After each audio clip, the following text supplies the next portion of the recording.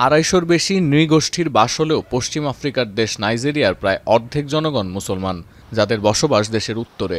বিপরীতে সপ্তম জনবহুল এই রাষ্ট্রটির 40% খ্রিস্টান, যাদের বসতি দক্ষিণ প্রান্তে। তবে দীর্ঘদিন ধরে দেশটির উত্তর পূর্বাঞ্চলে সক্রিয় বোকো হারাম গ্রুপের সহিংসতার সঙ্গে মোকাবিলা করতে হচ্ছে স্থানীয়দের। সঙ্গে যোগ হয়েছে কৃষিজমি ও পানি বণ্টন নিয়ে খ্রিস্টান কৃষক ও মুসলিম চারণকারীদের বিচ্ছিন্ন সংঘর্ষের ঘটনা। যদিও এই বিবাদকে ধর্মভিত্তিক কোন্দল হিসেবে মানতে রাজি নয় নাইজেরিয়ার সরকার। দ্বিতীয় মেয়াদে ক্ষমতা নেয়ার পর রক্ষণশীল খ্রিস্টানদের সমর্থন আদায়ে মনোযোগী হয়েছেন মার্কিন প্রেসিডেন্ট। খ্রিস্টান বিরোধী পক্ষপাত দূর করতে গেল ফেব্রুয়ারিতে গঠন করেছেন টাস্ক ফোর্সও। দক্ষিণ আফ্রিকার সঙ্গে কূটনৈতিক উত্তেজনা বাড়ানোর পাশাপাশি কোনো শ্বেতাঙ্গ আফ্রিকান আঞ্চলিক সংঘাতে নিহত হলে একে গণহত্যা বলেও আখ্যা দিচ্ছেন ট্রাম্প। এমন প্রেক্ষাপটে গেল শুক্রবার আফ্রিকার খনিজ তেলের ভাণ্ডার খ্যাত নাইজেরিয়াকে বিশেষ উদ্বেগের দেশ হিসেবে মনোনীত করার ঘোষণা দেন ট্রাম্প। বলেন সেখানে নিহত খ্রিস্টানদের হত্যার পেছনে জড়িয়ে আছে র্যাডিক্যাল মুসলিম জনগোষ্ঠী। এর একদিন পরে আবারও পোস্ট দেন ট্রুথ সোশ্যালে, জানান নাইজেরিয়ার বিরুদ্ধে সামরিক অভিযান চালানোর জন্য প্রতিরক্ষা বিভাগকে প্রস্তুত থাকার নির্দেশ দিয়েছেন তিনি।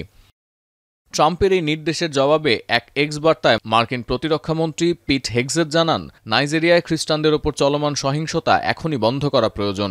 দেশটির সরকার ব্যর্থ হলে প্রয়োজনীয় ব্যবস্থা নিতে প্রস্তুত আছে ট্রাম্প প্রশাসনের নয়া দপ্তর ডিপার্টমেন্ট অফ ওয়ার।